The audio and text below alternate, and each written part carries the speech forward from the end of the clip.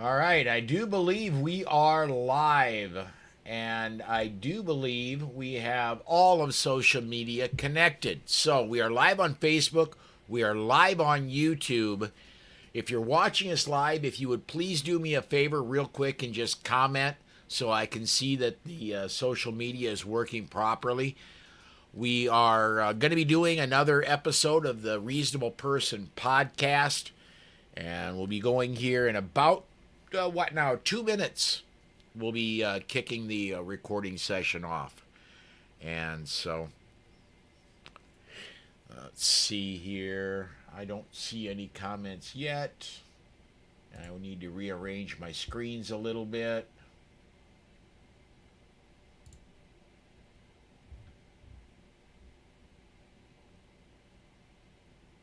Where are we at? No, I do not have any comments yet on Facebook. And Very Mad Mike is back, and he says all good on YouTube. And I'm just going to test this and make sure it comes back.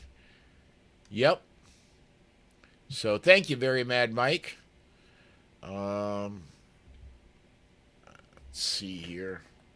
Still got a minute left, and then we'll be going live. Well, we're live, but we'll start recording in about a minute. For those, Okay. for those of you who may be curious, tonight's beverage of choice is good old Pabst Blue Ribbon. Oh, God. Woodford Reserve. I I have like a Shiner chair I haven't touched yet. I like extending my drunk out a ways, so I'm not instantly smashed and in the bathroom throwing up before the end of the show. Oh, this Yeah, bourbon try will to last. time that so it's after.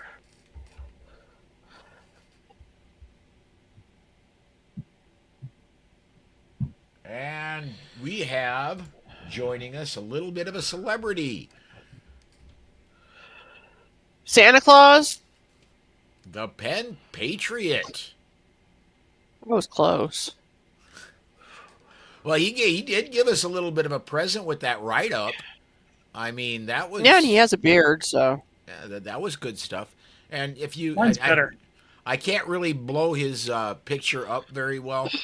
I think I still have one of him and Charlie when they were driving around. I was doing Amanda's show. I was doing video production for that, and Charlie and him sent me a picture of them in the car when they were being talked about on Eye on the Target radio. And of course, I had to do my tech magic behind the scenes, and I transferred the picture from my phone to the computer and put them live up on the air while they were being talked about, which was kind of fun. All right, guys, it's 16 after. I've blown right past 15. Let's go ahead and I'm going to put up a logo, maybe. Or maybe, there we go.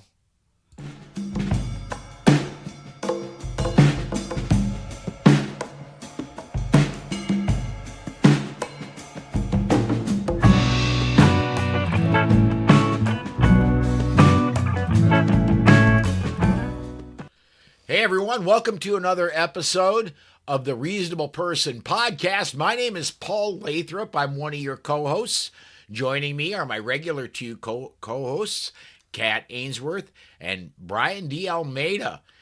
Tonight we're going to be talking about prohibition. Is going to be our main topic. We're going to be talking about how it came about, why it failed, how spectacularly it failed, and what's been going on with the modern iterations of prohibition, namely the war on drugs and gun bans, and how those are turning out, and whether that could be seen or not. That's kind of what we got on tap. Brian, I think I'm going to go ahead and kick it straight off to you, man. You got a little bit of a history segment on prohibition you wanted to. Oh, and before we do that, I want to remind everybody, if you are catching us live, go ahead and if you got a comment, put it up. I've got social media fixed compared to last broadcast. I can put your comments on the air. Keep it at least kind of semi-classy. and we'll have your comment up when I see it, and we'll all discuss it. Brian, history lesson, take us away, man. Okay. Well, we are hitting one of my personal hobby horses. My kids can tell you when we get talking, discussing things. I have stated many times, and I say it all the time, that the history of the 20th century is a graduate class with the premise of prohibition never works. So let's look at how prohibition came up in the United States, where it went, and what happened. The prohibition movement starts with the temperance movement in the early 19th century, with the Second Enlightenment religious um, explosion that also gave birth to a lot of American religions at the same time. Um, Primarily centered in evangelical Protestants, and was pushed due to claims of causal links to crime, poverty, domestic violence, premature death, and later on, as the temperance movement got enmeshed with the early 19th century progressive movement, worker inefficiency. So this started primarily in rural and Protestant communities throughout the United States. Throughout most of the 19th century, local option laws were enacted, which allowed governments at various levels to ban alcohol or to ban public serving, various things. In 1880, Kansas officially banned all forms of alcohol for drinking by their state constitution in 1880. By 1913, 9 states had completely banned alcohol, and 23 of them by 1916.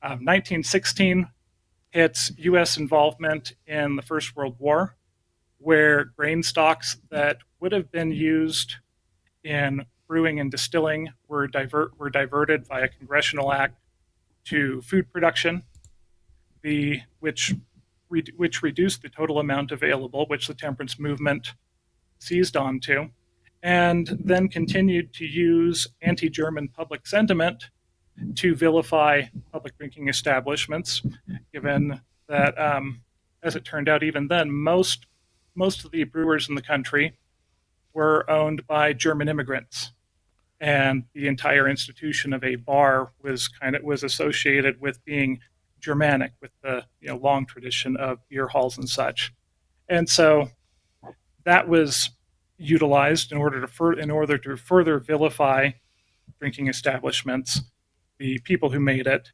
and that finally resulted in the 18th Amendment being ratified in 1919, which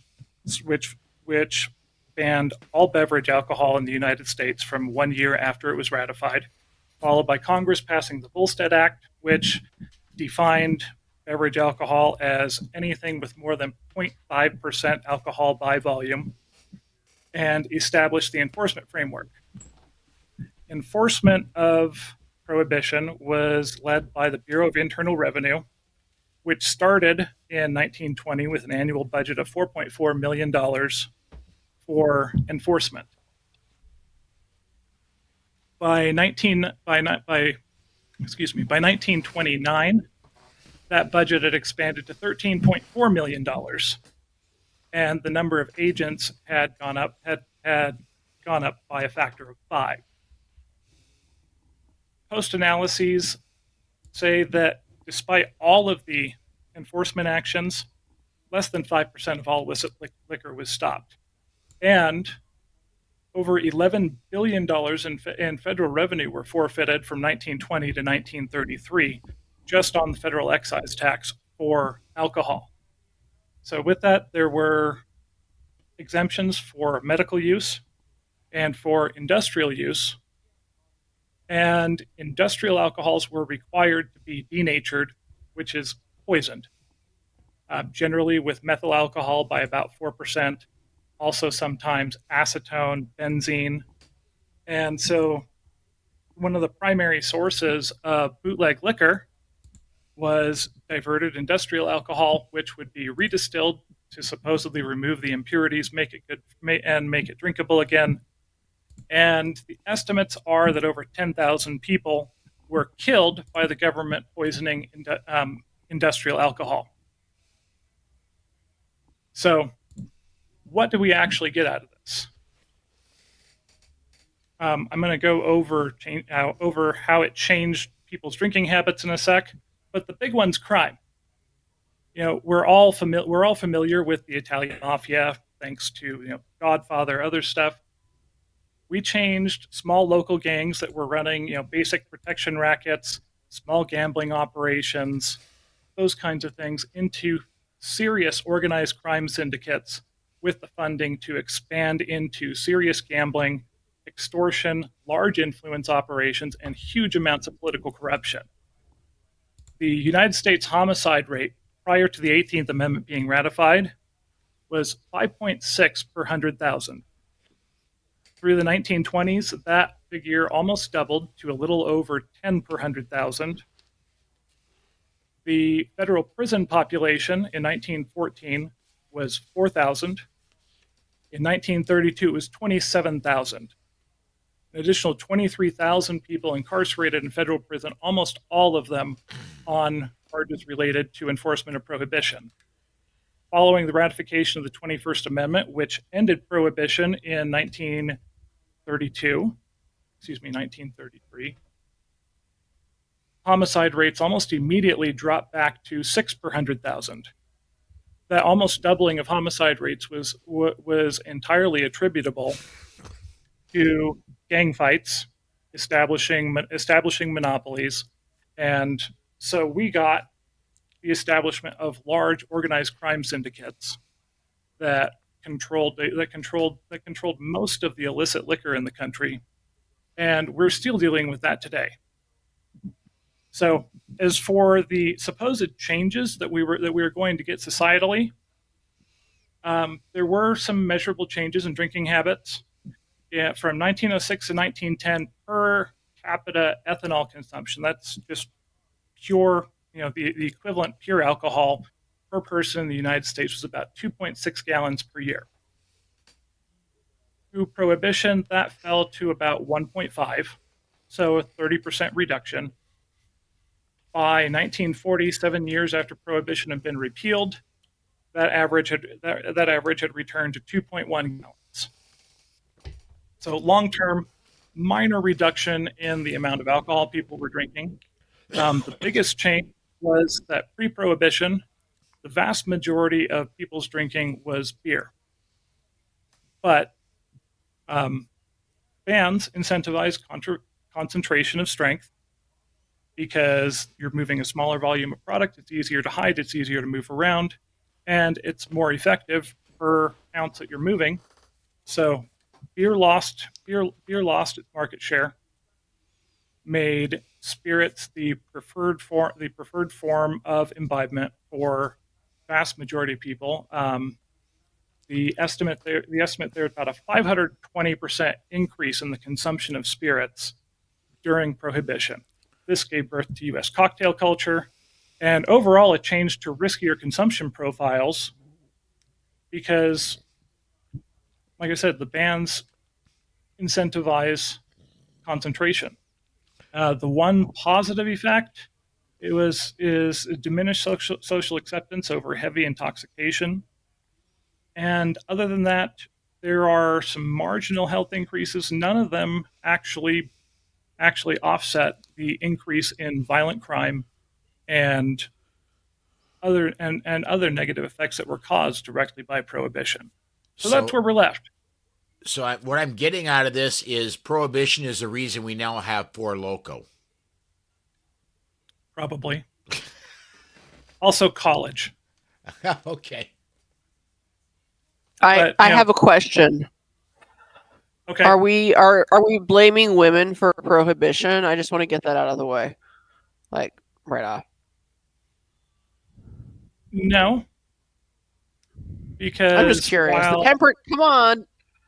The temperance movement did have a lot of female leaders. There were a lot of male leaders too.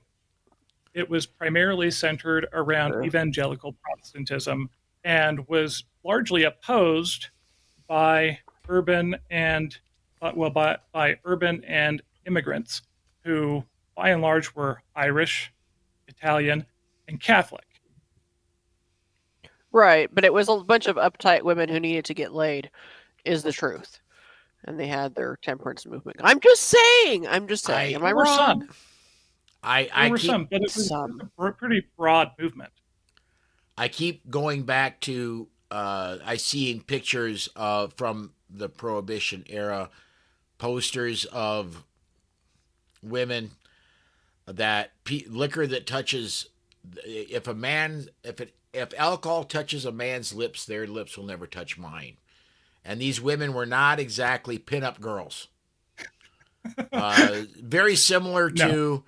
to, I seen one here the other day. The other day being probably a week or so ago. My sense of time as I get older stretches. The picture of a shall we say a young person that claims to be female saying we're going to MAGA ladies, we're going to seduce your men and break up your marriages. And yeah, not even when I was young, drunk, and single. No. Yeah. Good luck with that. For times, it might work somewhere. You never know. Yeah, and I think my introduction to the temperance movement, and I might have my Disney movie wrong, you guys. Was it Mary Poppins? I know they had the suffragettes. Weren't there some scenes aside from voting with the temperance movement stuff, or am I making that up? I don't recall that in Mary Poppins. I mean, I They don't had the recall Mary suffragette Poppins. stuff. Oh, yeah, there shame was the on you. suffragette stuff. You know, there was magic cough syrup. Yeah. Probably had laudanum in it or something. Good old days. So what? Yeah. So what do we think really motivated prohibition? Because usually, let's be honest, that stuff is usually motivated financially. It's usually someone with money somewhere, so as opposed to religion. Financially, it was a loser.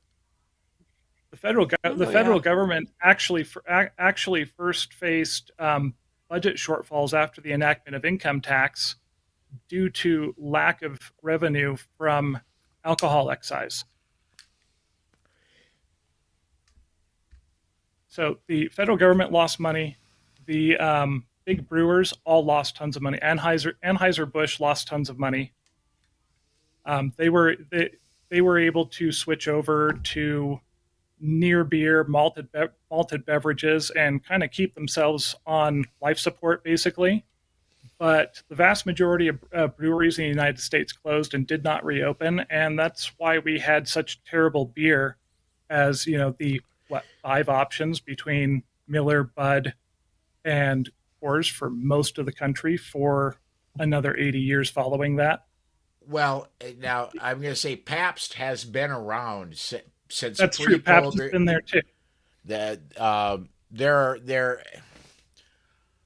what are some beers that were around when I was in my young days? Schlitz. Schlitz was around. Yeah, it is still around. It's not Is what it? it was. It is still around. Hams is still around. But I know because I sell it every once in a while. Hams? Hams. There's really a beer called Hams? There is. HAMMS. Yes. It's double haram. Very, very exciting. Yeah. I have something new to not try. All right. God. So with the whole prohibition movement, now it probably failed because of money.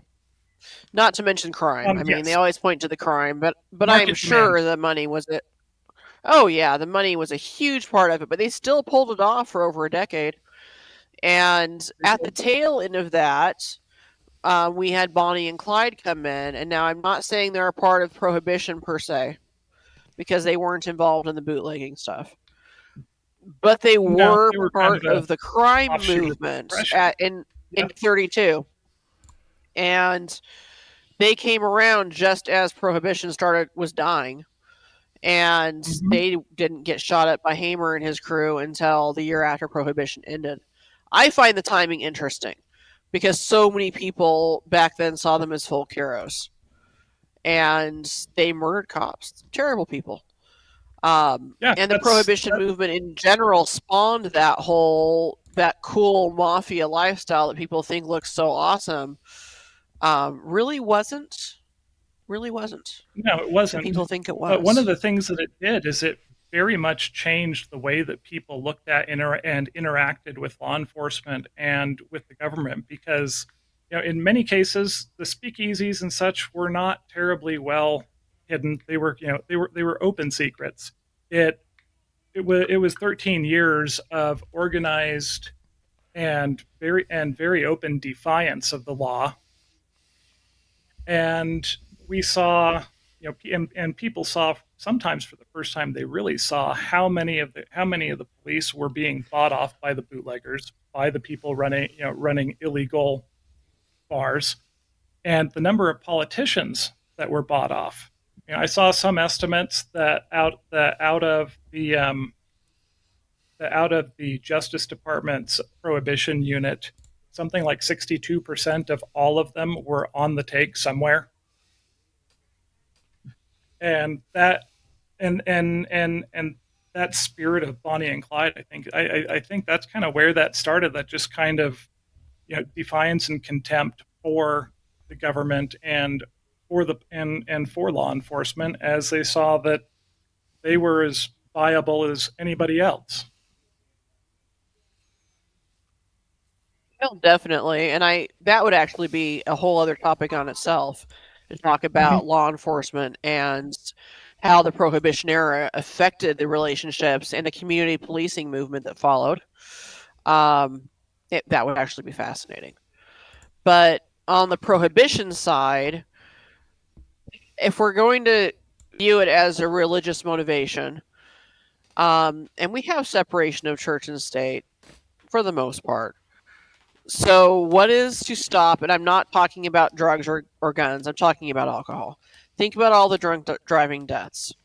I have had some friends who have been killed by drunk drivers, and Yep. we all probably have a 6 degrees of Kevin Bacon kind of thing with that at the least. So, what do we think the odds are that it could ever be pushed again? And sidebar, could someone like Mom Donnie to promote that spirit in New York, which would be fascinating because it's New York, and that would just be mind blowing. But that is part of the whole, Muslim culture, no alcohol. Except in Thoughts? Dubai. Yes, well. Paul, do you have thoughts? You look very serious. I am trying to do something I haven't done in a very long time. John Petrolino sent me a picture, and I'm trying to get it converted so I can show it to everybody. I can run my mouth. I can run my mouth while you do that. Hey, No problem. I don't think we're Or going to Brian be can. looking at a prohibition movement on alcohol anytime soon.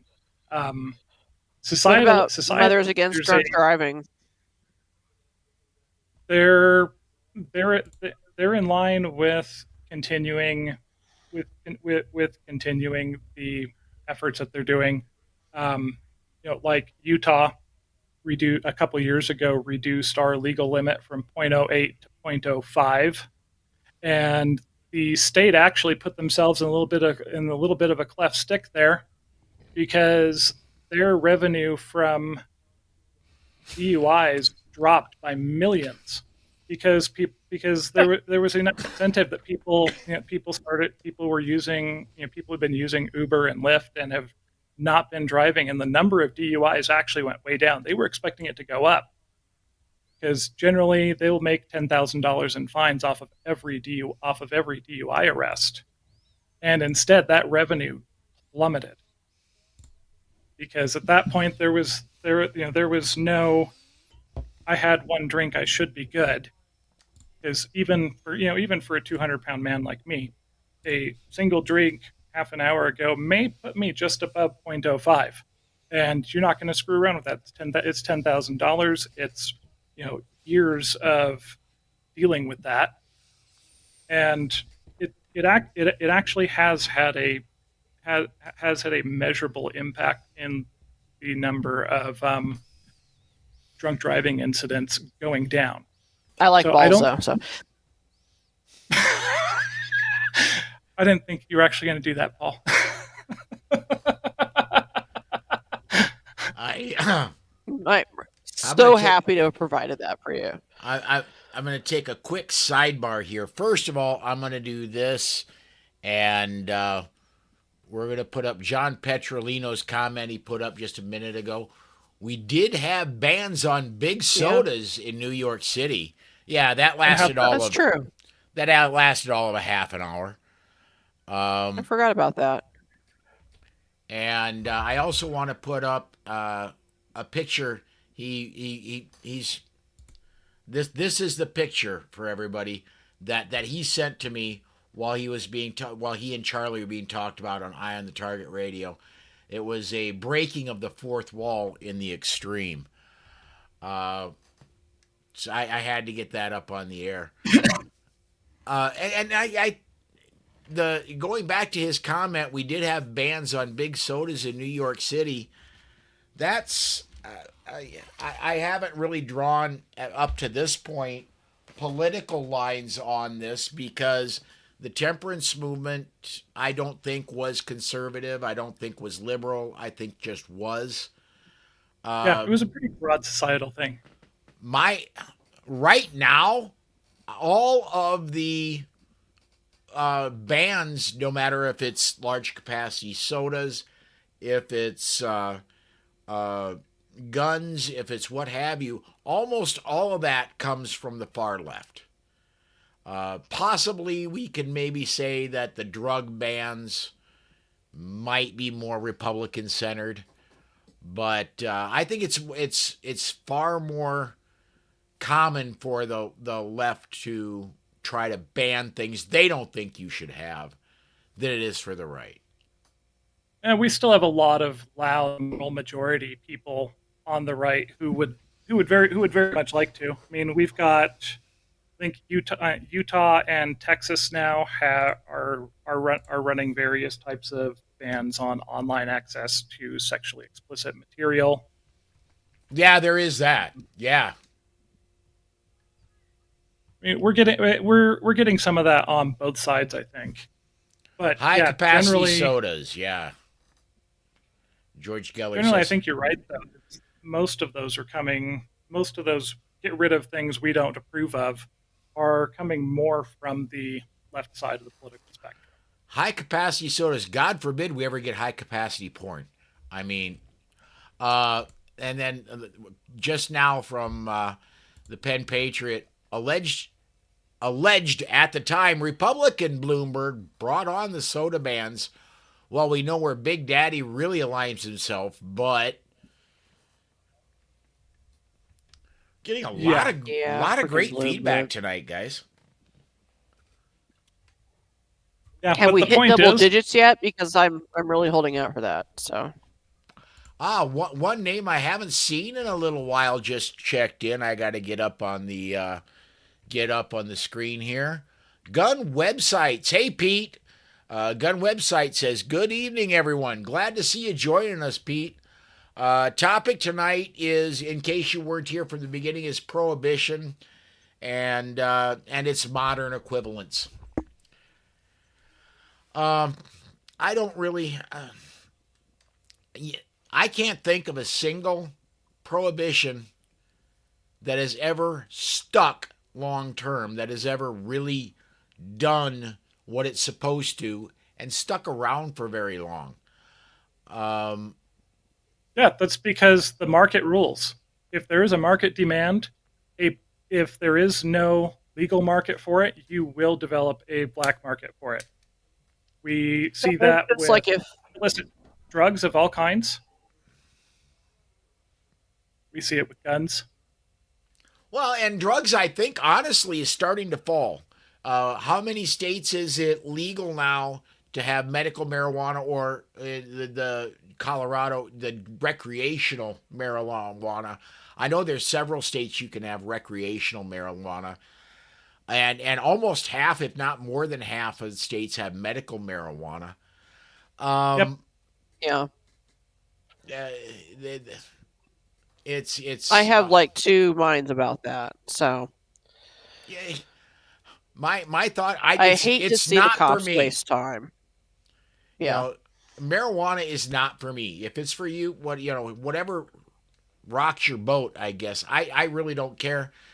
I strongly recommend you, just as I am adamantly, I'm drinking a beer right now. I won't drive for 10 hours. And back when I was driving big truck, my rule for myself and any students I was teaching in was 24 hours alcohol free before you get in the cab of my truck. That was me. That was my students. That was anybody. But what you do, what you want to do, as long as you're not harming anybody else, I really don't care. Yeah, exactly. Prohibition can So, be summed up if you have a daughter. It's just like telling your daughter she can't see that guy because you think he's bad news. What's going to happen, people? She's going to She's want to see going him. to go see that guy. Yep. And Yeah. you're going to increase her And that's kind of how it desire to go works. see him. That is definitely okay, going to make her want to go see him more. Dare. Kat, you remember this? Because that was a product of our childhood. Dare. Oh, yeah. In elementary school, I learned more about drugs and was actually more curious about this stuff because of what they taught us there.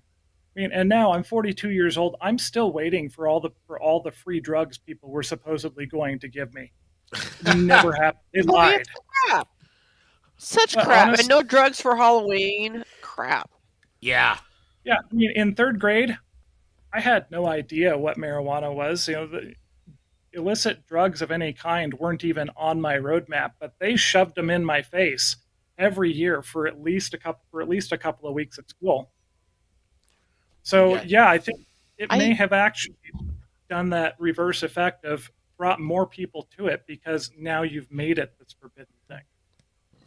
Oh yeah, I mean it's pretty well proven in studies that whole it was Nancy Reagan really, that whole movement just did Just not say work out well at no. all, and it did not die until after pretty recently. It's still around, but they were still pushing it pretty hard in grade school age. I think I've got Mhm. her Dare T-shirt somewhere in storage, and I know I have a video somewhere of her when she was in fourth grade. I make these sugar cookies every year, and it's a freaking tablespoon, okay?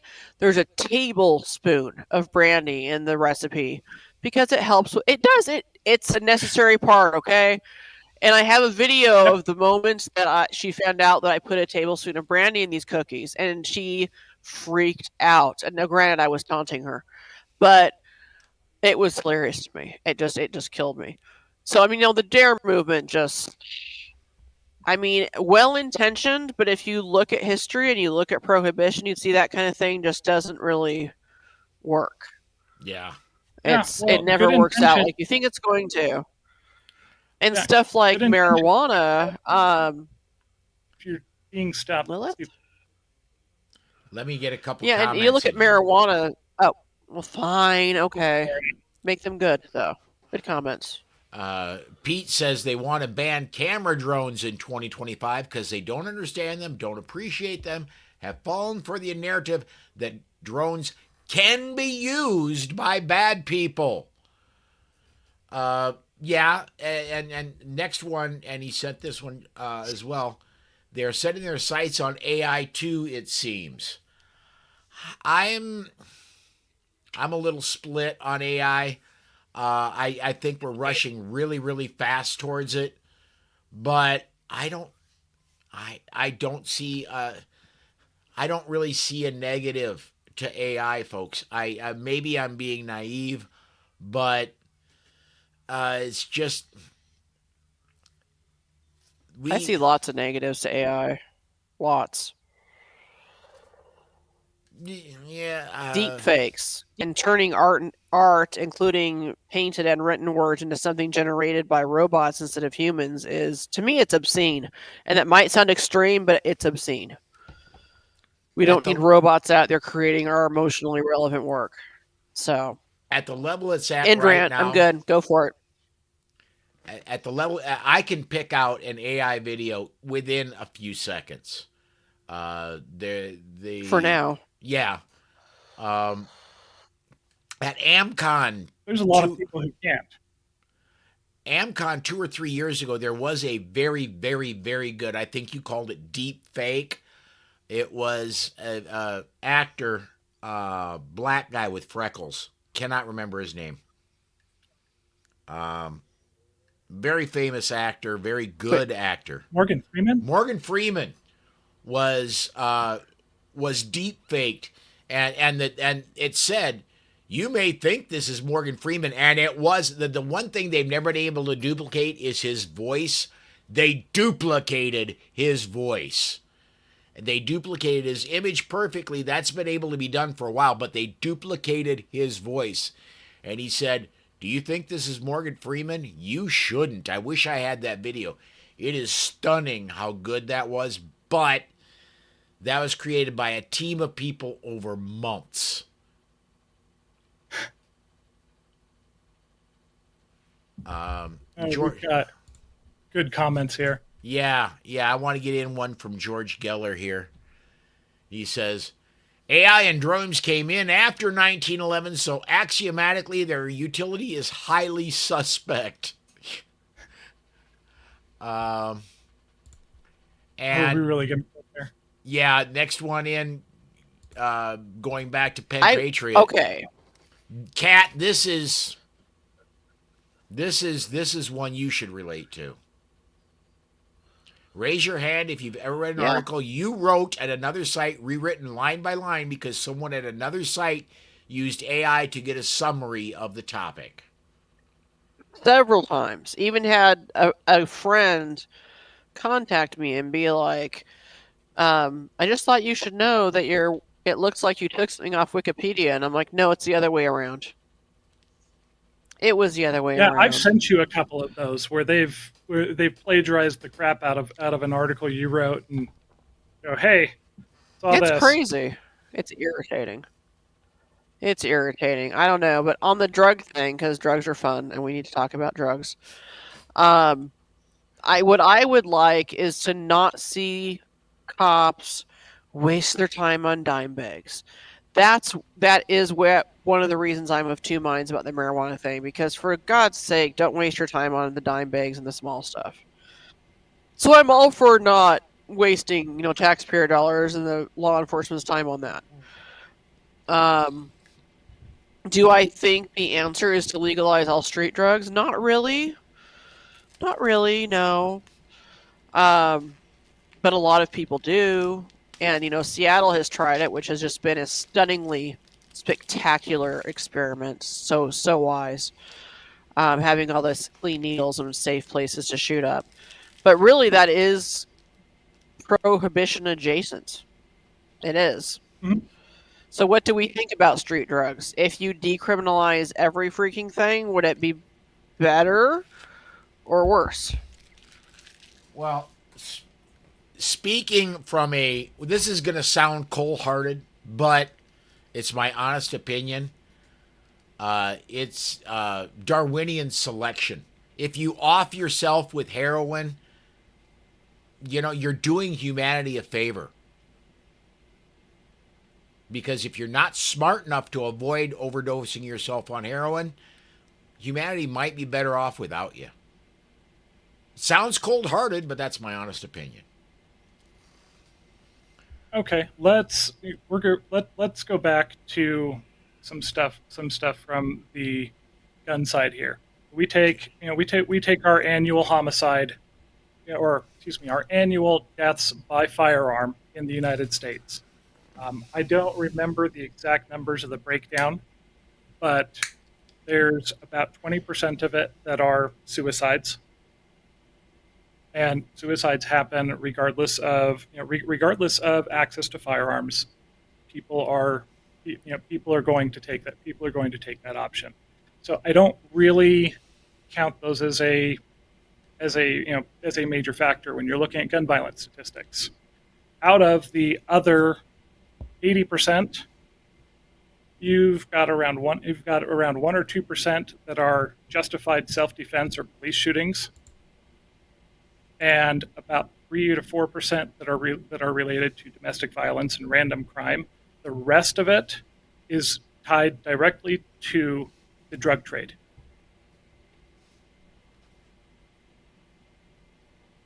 Which is exactly what we saw with prohibition of alcohol. Is we almost doubled the homicide rate in the United States entirely by infighting amongst the gangs to secure monopolies, to secure their distribution networks, and ensure that they were making their money. Yeah. We've got tons of people who are being murdered every year to support the drug trade as it has to exist in the underground. We're spending billions of dollars on law enforcement to try to stop it, and we aren't. No matter how much we interdict, there's always going to be more because there's a market for it. I think policy-wise, at some point, we have to accept reality that there's a market demand for it. That market's going to be served by legal or by illegal means, depending on what is easier to do and what is more profitable. And yeah, legalizing, no, decriminalizing, certainly at the amounts of normal people using, and perhaps focusing on larger scale importation for enforcement and interdiction. I don't know, but at some point we've got to embrace reality that this is going to happen regardless of how much money we throw at it and how many civil liberties we trade away to try and stop the drug trade. It's not going to happen. Yeah, it won't happen, but I think a lot of it's cultural too, and I am aware that there are drug problems and deaths in every class of society. I'm aware of that. But the way you're raised as a kid to approach the illegal drugs definitely has an impact. If you ask Dusty, he would say, well, every kid is going to try something sometime. Kids do that. And I look at him, I'm like, no, they don't. They don't. Not in my world. In my world, they do not. I never have, and you can call me goody two shoes, but my bio mom was a pharmacist, and she ran the drug talks at our school. So I grew up with a very likely unhealthy fear of drugs, which honestly served me well. If I'm being honest, it served me well. My ex-husband did not. And guess who is a junkie living on the streets of Seattle right now? And I'm not saying there's a direct correlation, but I think a lot of this we could follow the links back to how the kids are being raised.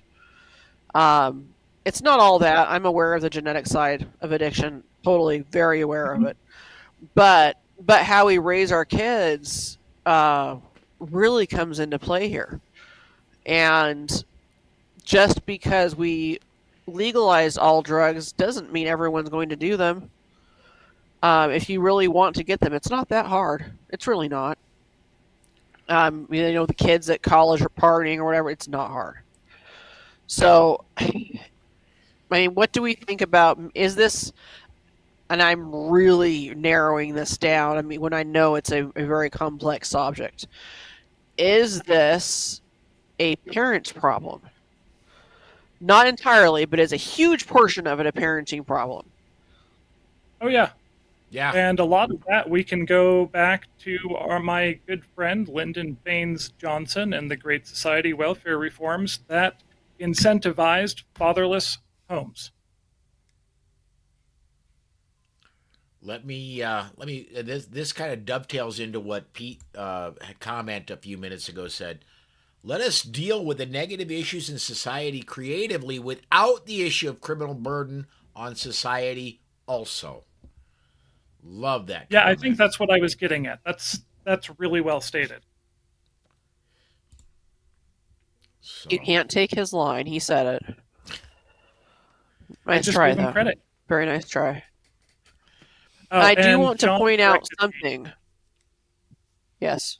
Petrolino? on yeah on my numbers. On the high side, he said we're running about 66% of deaths by a firearm by suicide. In recent years, around 50%. So I was mistaken in the total percentage there.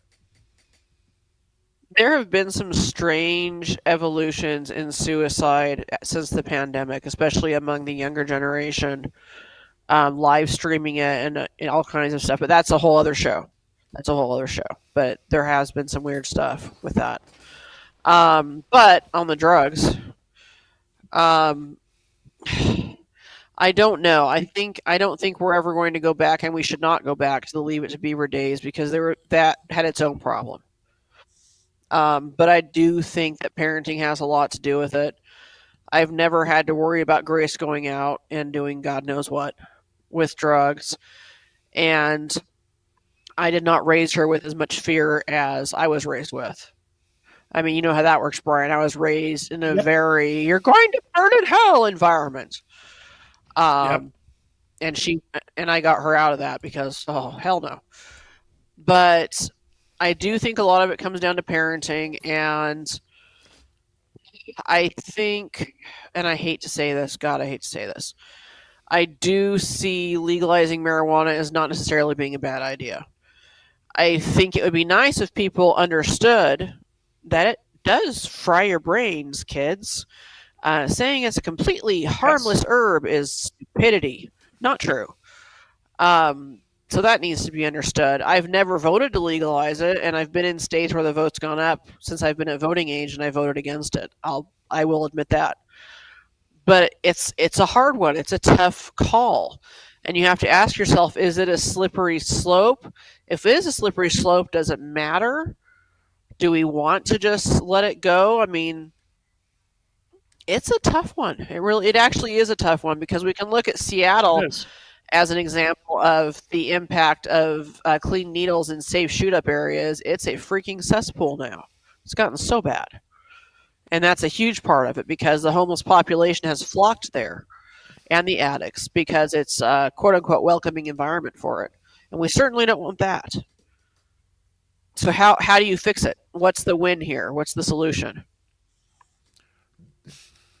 it's going to take a while, but I honestly believe total legalization of marijuana and maybe a few drugs that are on the stronger side. I'm not. I don't think we should just legalize all drugs right now. Although I would be willing to support that more than the current state of affairs. I think legalization and getting the gangs out of our lives is going to make a huge difference. Yeah. Defunding Yeah. the organized crime, and there is a secondary harm that comes due to things being illegal, and that is you don't know who's mixing it, you don't know under what conditions, you don't know what else is getting mixed into it. You don't get consistent dosages. Same thing that we got with alcohol. We're redistilling industrial alcohol that's had wood alcohol added to it, and people die as a direct result from that. Yeah. And there's I mean I would think more on the lines of decriminalization of the individual level crimes. The basic possession and use. I think we waste a lot of time and a lot of money trying to prosecute those to zero effect. I want to get a couple comments in, then I want to make a little bit of a left turn, then I want to make a big left turn after that. First comment I want to get in is George, or not George, I'm sorry, Pete over at Gun Website says we only get a few characters in these comments, so we need to get good at concise. That is my fault. I set that character limit back when I had an older version of the software I'm running now, and it would only put so many characters up on screen. I can do some changing this before we go to the next live show, and I can open that up a bit. And then go to George Speaking. Geller here. Go ahead. Oh, no, go ahead. Read George's, and then I'll throw my thing out. That sounded wrong. The folks I've known who smoked a lot of pot were perpetually angry. I don't understand that, but it's what I've seen. Just not while they're smoking generally, but maybe it's mellowing them out. I don't know. No, it alters brain chemistry enormously. It does. And people just don't understand. They don't understand. That's one of the reasons I have struggled so much with the legalization issue, is because people downplay what it really does or can do. Depends on the person. It depends on your genes. It depends on how your body processes it. It's a whole thing, and people act like it's simple, and it's not. It's not simple at all. And when you're dealing with kids, your brain is still developing till age 25. My best friend's a child and adolescent psychiatrist who does a fair amount of inpatient work, and he regularly sees kids with psychosis induced by their early exposure to marijuana, and that always has lasting effects on their brain, even if they don't use it again in some cases. We probably should invite him on at some point. He's on one of my favorite people lists, so for reasons. What? It's Brian. I think you and John Petrolino are psychically connecting, because he states it's bad in blue states. Everywhere I go in New Jersey, Massachusetts, New York City, you smell pot in public. When my kid was 4 or 5, he knew what that smell was. And mind you, I have no prohibitions. The rules go ignored. And then he also he sent one a few minutes later. If there are gatherings, there's a pot smell. And then a couple from Pete back again, Gun Website says, Seattle had other issues to start. Legal drugs didn't cause any of them, in my opinion. Using them as an example isn't the normal city situation. I figured get laws off our bodies / choices. And one more from him. People take drugs to medicate if they were angry. Was it from pot, or was the pot to help them? I know more bad drunks than potheads. Pete, you're absolutely right. I know a lot of people who, when they drink alcohol, it flat makes them mean. I don't know a whole lot of mean potheads. When they smoke pot, they get mean. I can't think of a single one. But one more comment. Then I want to take a very hard left turn here, because we are into the recording. We are 49 minutes, and I want to do something fun here in a second. Jack Neat. Now, all these comments have been from the YouTube side. Jack Neat over on Facebook says, geez, Facebook has not shown me these notifications for years. How did you break the algorithm? I don't know how we broke it. I'm just glad we did, and that people are tuning in over on Facebook, and thank you, Jack. And by the way, when you comment on both sides, on YouTube and on Facebook, when you comment, it makes it more likely when we do go live next time that you're going to see notification that we pop.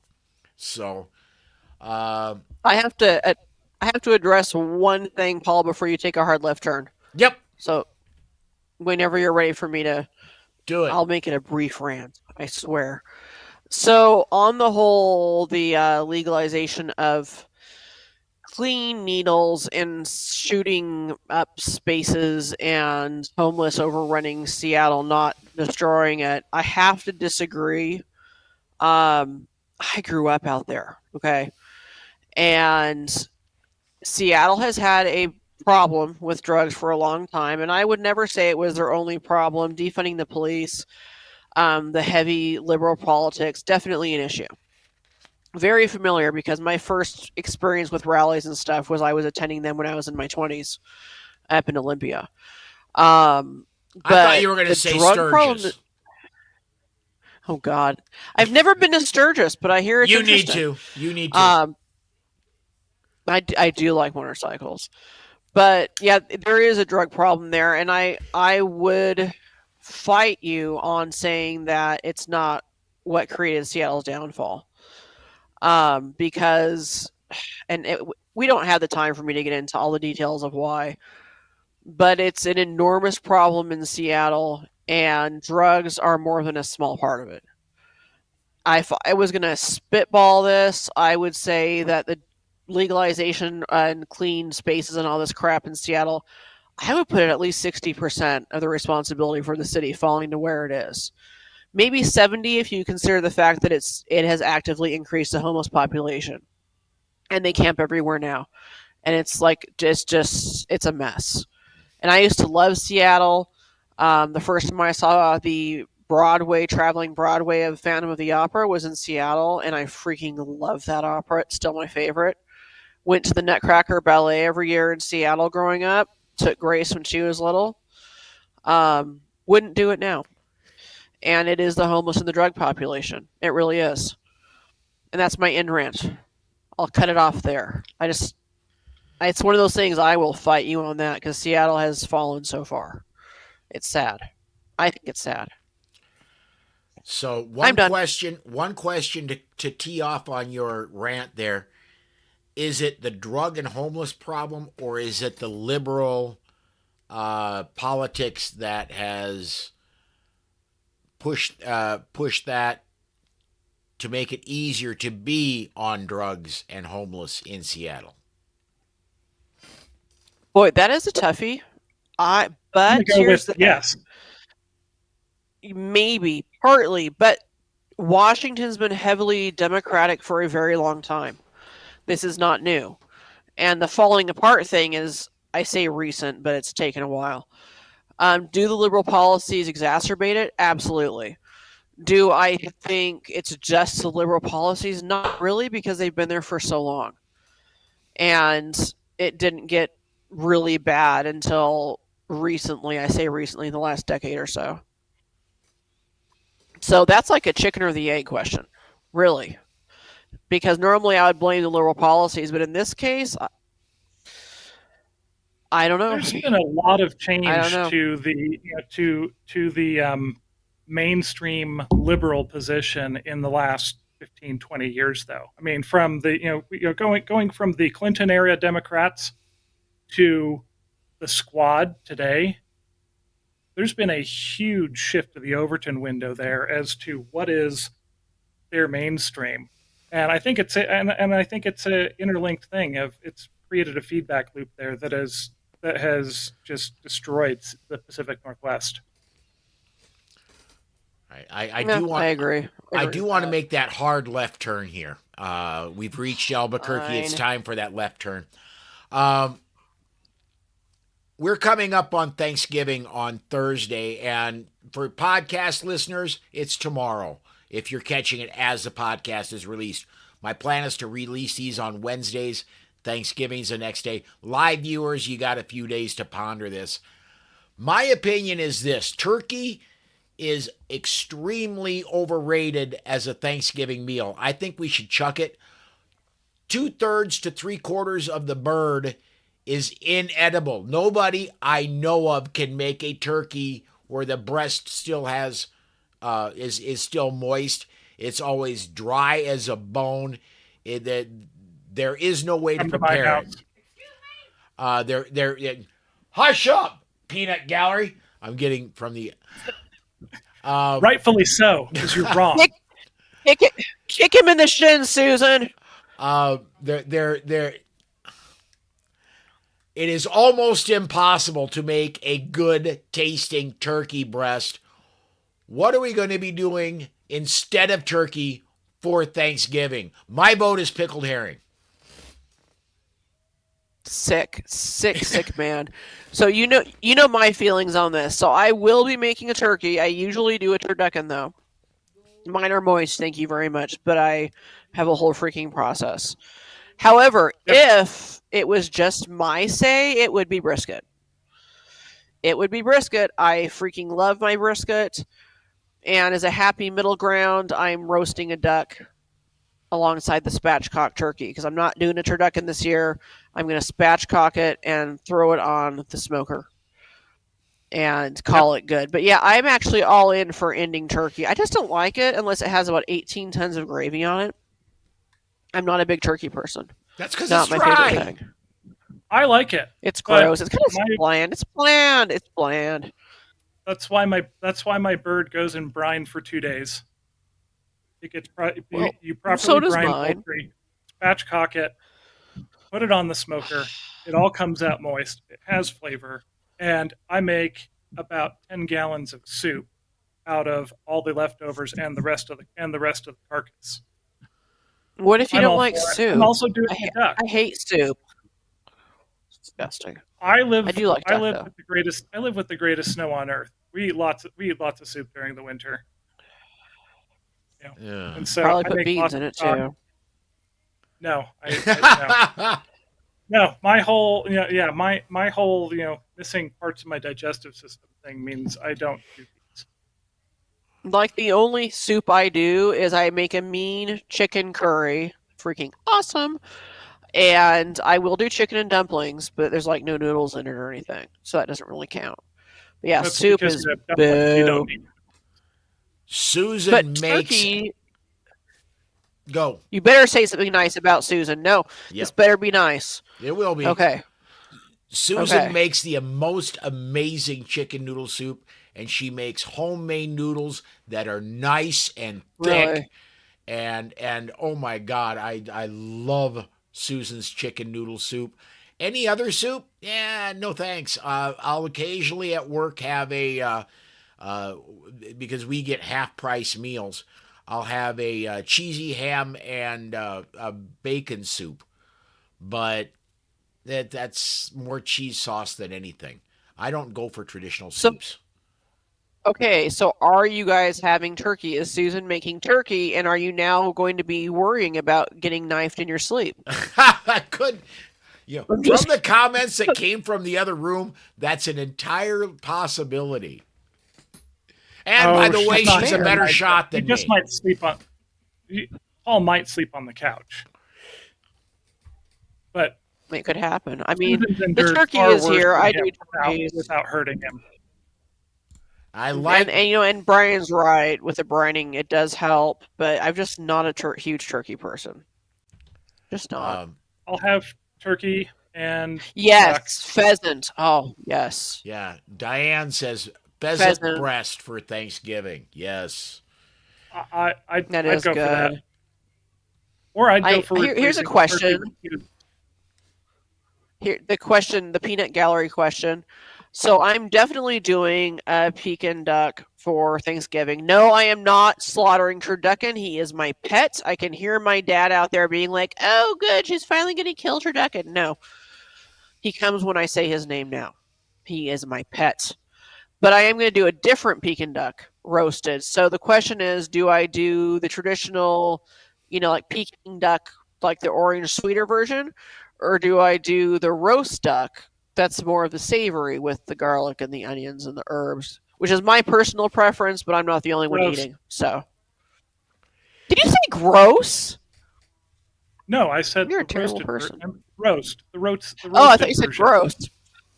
No, I was going to say, I think I know where you live. So, I grew up in Utah. There's too much sugar in everything, so I shy away from the Yeah. sweetened preparation of most of that stuff. I'm diabetic, I'm so the I same way, I gravitate think. towards the sweet myself. of course, I like teriyaki. I do like teriyaki. That's the one sweet I like with cooking. I really do like it. Otherwise, I prefer to like burn my face off or have the savory stuff. All right. We Dead are, air. We're Yeah. boring. We're boring. and we are at Screw an you guys, hour. we're awesome. So we should probably wrap this one up. Any final thoughts, either on Thanksgiving or on Prohibition? Brian, I'm going to throw to you first. What are your parting thoughts tonight, man? I'm actually surprised we never even got to bombing boats out of Venezuela on that, but we can save that discussion for another day. But with all of this, the market wins. The market wins every time, and it's up to us whether we're going to fight futilely against the market forces, or if we're going to figure out how to work with them and minimize harm from the various things that there are unfortunately markets for. All right. And Kat, I'm gonna throw to you right after I throw to your sound clip. I like balls though, so had to get that in. I do like balls. Okay. Just judging me is rude. No kink shaming. On the prohibition thing, I think it's a really sticky wicket, and there's no easy solution. I do think, obviously, we all know the war on drugs is a failure, and we need to approach it differently. Obviously. And so it's too much to cover in one statement. However, I do have one parting statement that I will never forgive the Prohibition era for spawning the NFA and taking away my ability to easily own a real Tommy gun. Because it's my favorite gun on earth, and I can't afford it. And that's crap. That's all I have to say. It's garbage. My favorite, if I were going to pick one that I absolutely cannot and never will be able to have until the laws change, would be the Glock 18. Yeah. Those are fun. I had a chance to fire one, and oh my goodness, I had a blast. And that's one more thing I got to credit Charlie Cook for. It was a challenge from him that he wanted me to get some video, and part of it was firing a full auto, so I went to the local gun range and rented a Glock 18, and oh my God, do I want one for me. I've shot IDPA matches. Full autos. Oh, good Lord. That would be an experience. I've shot a pig with full auto, but it was with the shop. It was the shop that used to sponsor me when I was doing a lot more competitive shooting. They ran little IDPA matches there, and every now and then I'd get to shoot the match. I wasn't cool even then. Ask my kids. But occasionally for demonstration purposes, I could go. I'd go shoot a little match with a Glock 18. It was fun.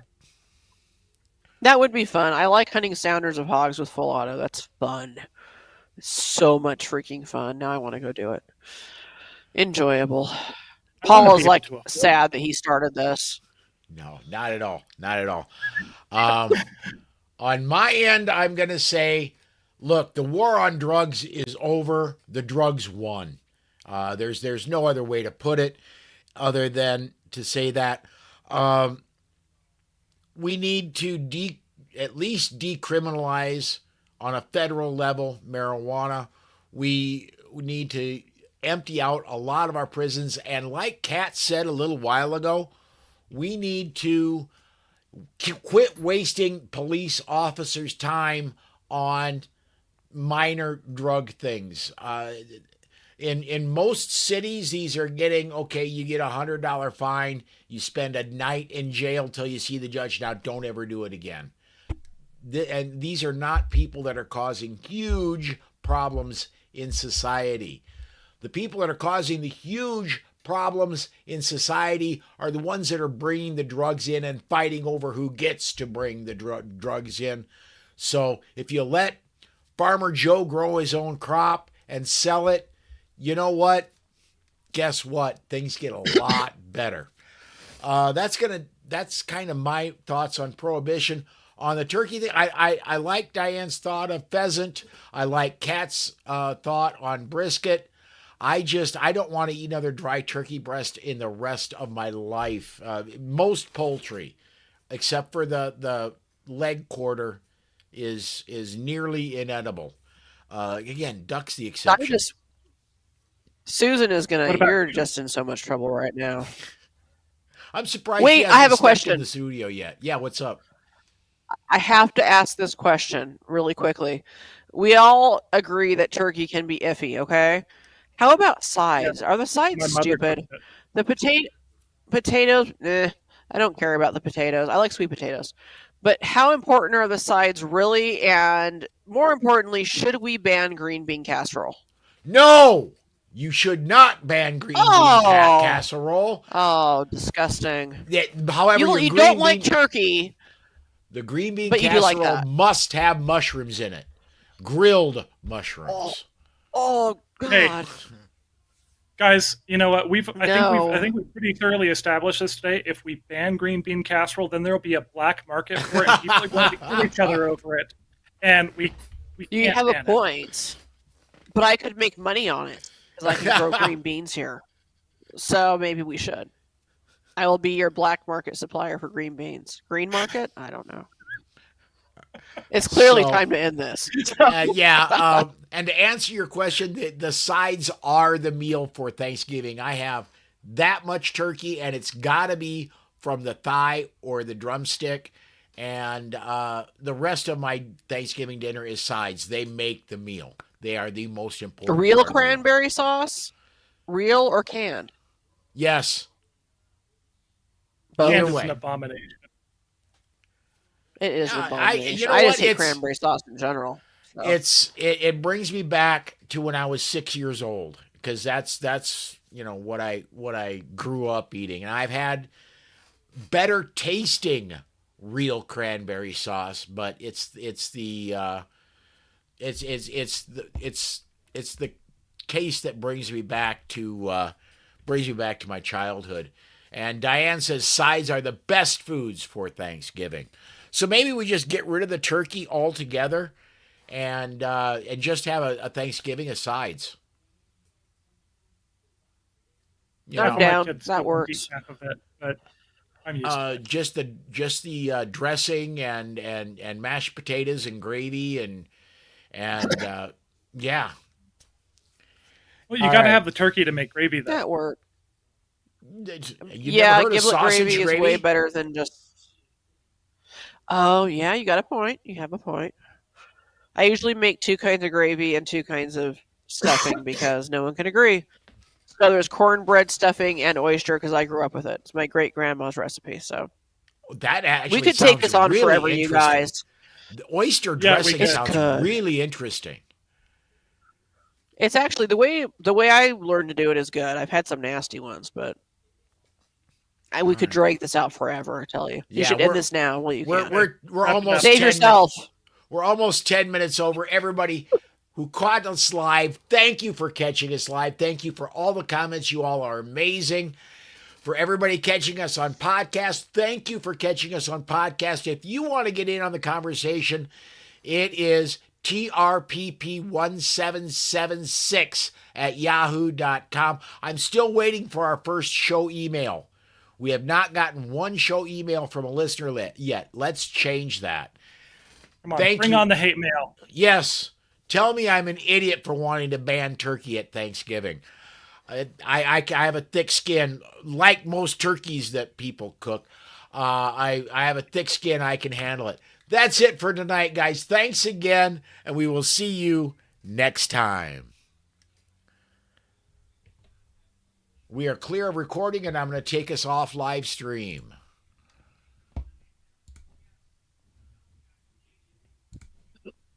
And